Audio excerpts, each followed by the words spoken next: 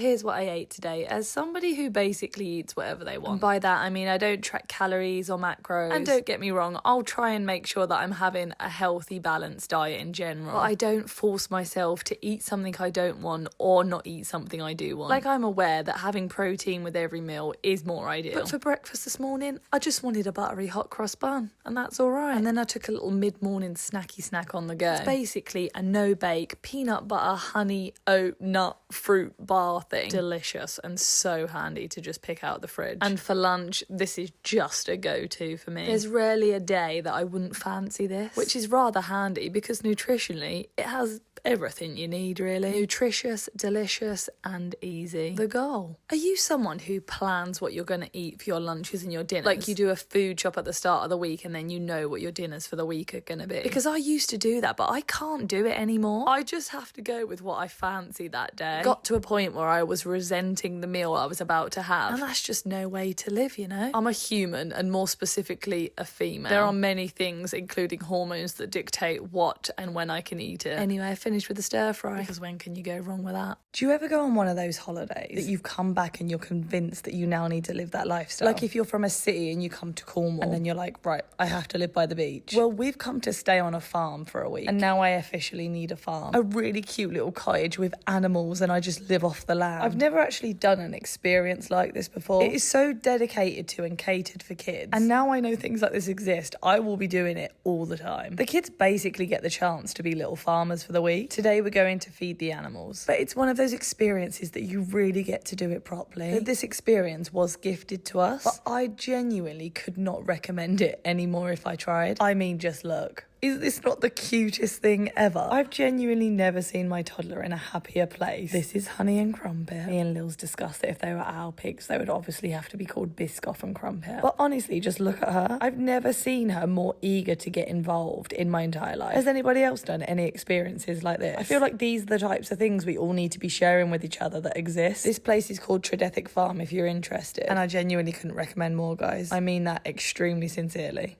I've taken my toddler for a walk to the beach almost every single morning of her life since she was born. And since I became a single mum, I've had so many people say to me, why don't you just move closer to your family now? And while that's a much bigger question than the response I'm about to give you, but I won't go into that, I really don't think that there's much that can compare to starting your day on the beach. Fresh air is a form of therapy, fact. But sea air, well, that's just a whole different kind of therapy. We are outdoor girls through and through. Since the day she was born, this is what she's grown up doing. This is her happy place, and mine. I cannot imagine not starting my day like this. And I think this is a quality of life that just nothing else in England can give. So as long as I'm able to give her a life here, you best believe that we will be starting every single morning like this. And there is nothing I can do. The second this girl gets to the beach, she rips her shoes and socks off. And I made a mistake of introducing her to the hairdryer. And now every day we get back from the beach and I have to hairdry her toes. Beach baby life.